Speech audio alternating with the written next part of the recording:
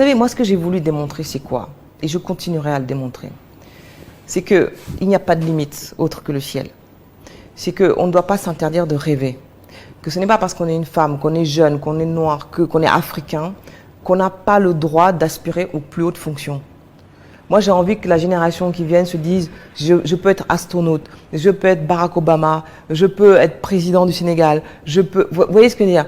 Qu'on sorte de cette aliénation culturelle que l'histoire nous a inoculée, qui consiste à penser que nous ne sommes pas faits pour accéder aux plus brillantes fonctions.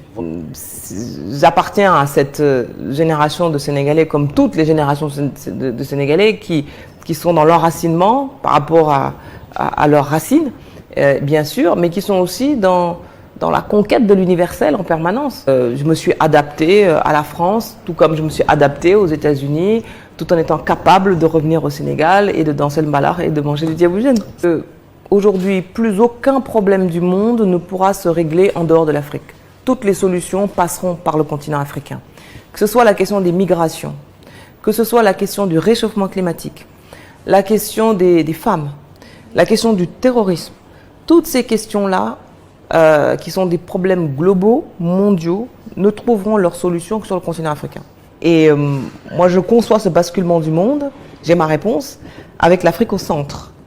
Positionnement que l'Afrique a déjà occupé par le passé, hein, ne l'oublions pas. L'Afrique au centre parce que d'abord, 1 terrien sur 4 sera africain en 2050. Je ne sais pas si vous imaginez le bouleversement que c'est. C'est énorme. 60% des richesses minières sont sur le continent africain. Les 2/3 des terres cultivables sur le continent africain. Donc l'Afrique va être à la fois une source d'approvisionnement et un lieu de consommation. C'est un enjeu fondamental. Les institutions de Bretton Woods ne développeront pas l'Afrique à la place de l'Afrique. C'est que malgré toutes ces années en France, pas seulement de ma part, mais de la part de tous ceux qui sont sénégalais ou africains qui vivent en France, il y a encore des préjugés vis-à-vis du continent africain et vis-à-vis du Sénégal en particulier.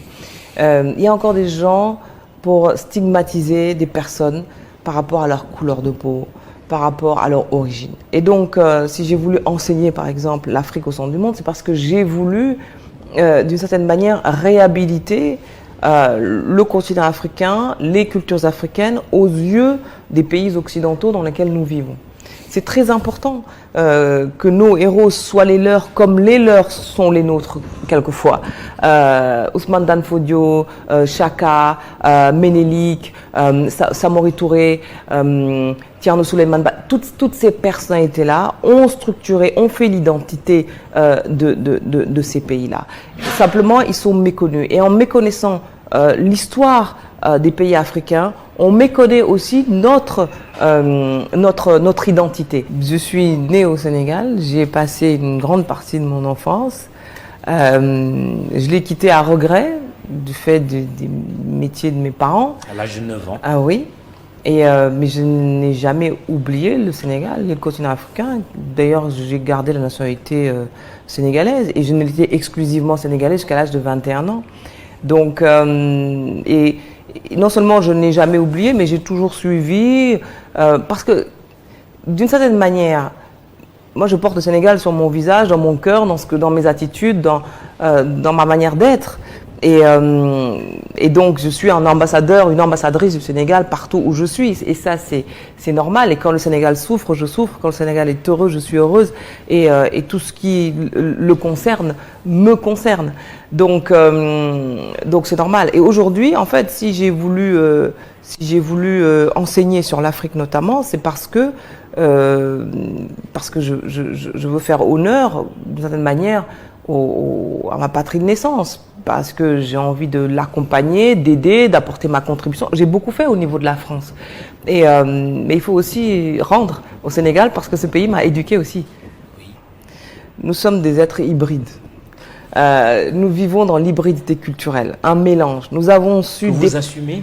Oui, parce que nous avons su dépasser les assignations identitaires, les assignations à résidence et gagner une liberté d'être ce que nous voulons être. Et c'est une identité en construction. Nous portons parce que nous avons connu le parcours migratoire, là, nous portons une capacité d'adaptation partout dans le monde. Regardez par exemple l'actrice mexico-kenyane Lupita Nyong'o par exemple. Regardez Jérôme Botin qui est germano-ghanéen et qui est sportif. Nous inventons au fond une nouvelle espèce qui est faite de mélange, d'une hybridation culturelle. Nous portons des transformations, nous enrichissons à la fois les pays d'où nous venons et les pays où nous arrivons.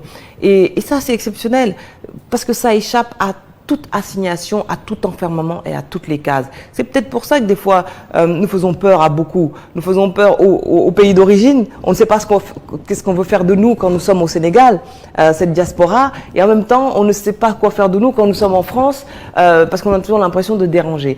Mais nous allons finalement incarner quelque chose d'universel, de très singorien et au fond de très sénégalais. Je connais tellement de Sénégalais, d'Africains qui aimeraient contribuer au développement de leur pays. Parce que quand on part, vous savez, on a quand même un sentiment de culpabilité, de ne plus être là, d'être loin. Et ce sentiment de culpabilité se double d'une envie d'agir, parce que nous ne sommes pas heureux lorsque les pays où nous sommes nés sont malheureux. La moitié de la jeunesse est au chômage. Il y a beaucoup de richesses, mais ces richesses ne sont pas transformées sur place. Donc, ils sont transformés à l'étranger. Ce qui signifie quoi? Que l'Afrique exporte ses emplois. Ce qui est une aberration quand, par exemple, il y a besoin de trouver des emplois pour ces jeunes-là. C'est le défi de la décennie qui vient pour l'Afrique, clairement. Trouver des emplois à la jeunesse africaine.